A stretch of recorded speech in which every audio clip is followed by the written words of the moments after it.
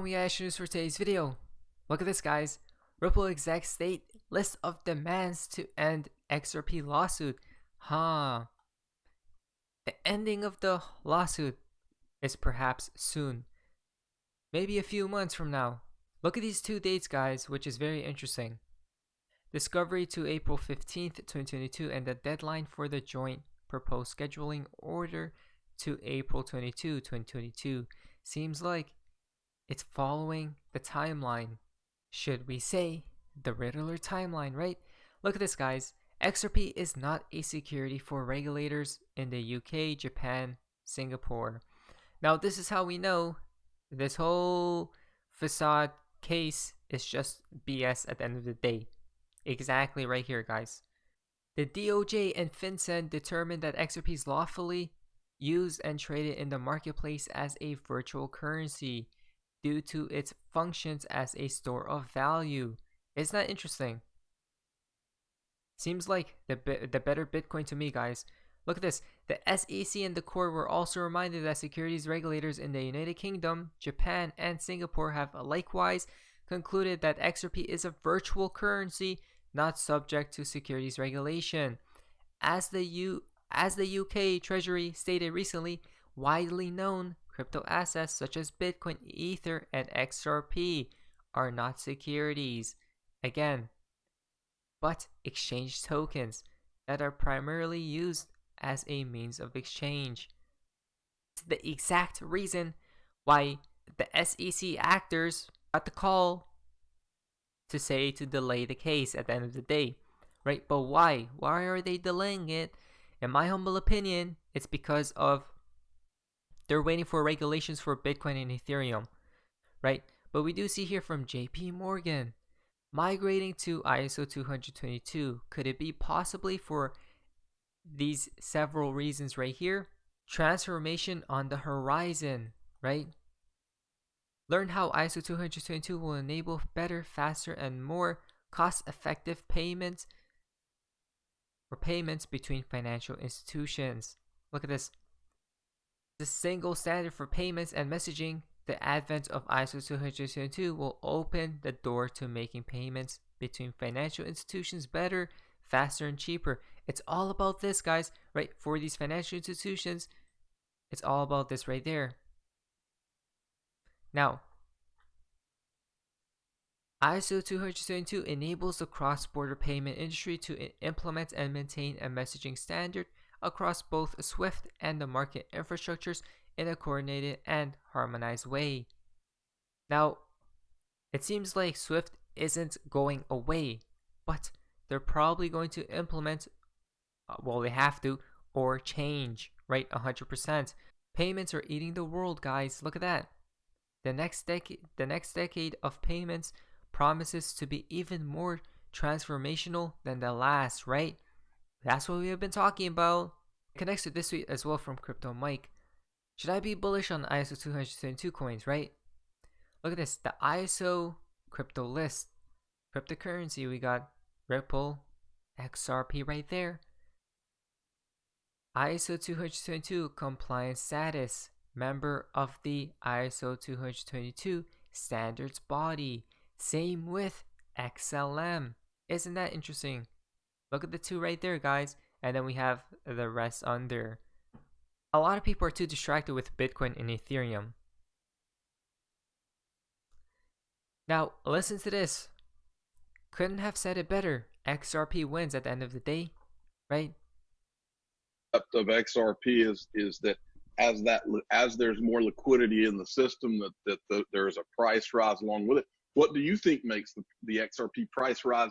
When you take speculation out of it, what do you think is going to make that XRP price rise? Well, there's a limited amount of XRP in the world. I mean, 100 billion sounds like a big number. But look, what is XRP competing with? Right now in the correspondent banking system, banks have to deposit money, nostro, vostro, all around the world. So there's pots of liquidity so that things can move from one silo to another. The way that all works is with pre-funded liquidity. And all that pre-funded liquidity happens in all the different fiat currencies of the world. So if you really want to be able to service money all around and move it, you've got to have all these pre-funded pots and all these different currencies. But if you could agree on one currency and one that you could replenish, not just 9 to 5, but 24 hours a day, 7 days a week, you'd need less liquidity, because you could see that when you're getting low, you can restock. And how long does it take to restock? 3 seconds. How much does it cost to restock? Less than a penny. And so the advantage of XRP is it's a much more efficient method of moving liquidity around. It would be like having an engine that ran on a teacup of oil rather than a gallon of oil. Everything still needs liquidity. Pre-funding is good, but when you can top up your pre-funding in 3 seconds, you need a lot less oil in the engine for the engine to work well. And that's what Ripple brought to the market. Are you saying that a lot of that Nostro money one day is going to be in XRP? Is that the ultimate goal? Oh, it's going to be replaced. It's going to be replaced by XRP. And so that just that demand for the thimble of oil, like that thimble is pretty big. And so if all the banks need just enough XRP to handle their liquidity requirements, and you also have money transmitters doing it, and maybe even just major corporations are doing it as well, they're just posting their own liquidity around. Everybody needs less liquidity than they needed Nostro and Vostro fiat currency, but that's still a lot of practical need for XRP. You guys just heard right there, the banks. What have we been talking about all this time, guys? It's all about these central bankers, right? The big institutions. Guys, they're going to force the price of XRP to just skyrocket throughout the stratosphere, right? It's very simple, in fact. Digital Pound Foundation, as we know, Ripple have released a new 2-part series on the use of CBDC for financial inclusion, which we highly recommend checking out. Again, all these use cases, all the utilities we see right here. CBDCs, from the hype to the how of making financial inclusion a reality, part 1. Everyone seems to be getting into these CBDCs, guys, right? Efficient and cost-effective cross-border remittances. Many countries around the world are making strides towards improving what have historically been inefficient and expensive cross-border payments. One example is the Kingdom of Bhutan and its central bank, the Royal Monetary Authority. As remittances are an important component of their economy, the country is now turning to a CBDC solution to lower the costs and time involved in making these payments. They are taking a truly digital-first approach. Digital. That's where the world is heading towards, guys. Digital, right? That's why the metaverse suddenly the metaverse word just came out of nowhere, right? The metaverse probably ties in with the universal basic income, the UBI, guys, right? Possibly can. It seems very interesting, to say the least. Now, access to peer-to-peer loans as well, ability to establish credit history.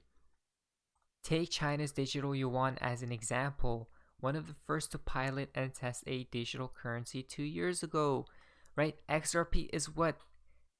The neutral bridge of them all. It doesn't matter what you are, you can use XRP, you can transact in XRP, right? That's why XRP will be the world's bridge, basically. And at that time, guys, XRP's price will obviously be at a very high price, to say the least, making CBDCs as easy to use as cash and credit cards are today, right? So they're going to make it very easy, very simple, guys. We are just beginning to scratch the surface of what a digital currency-backed system can achieve.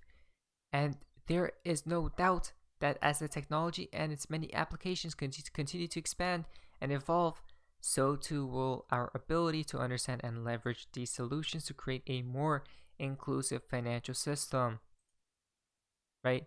Overcoming the hurdles together as individuals, bankers, service providers, and society as a whole.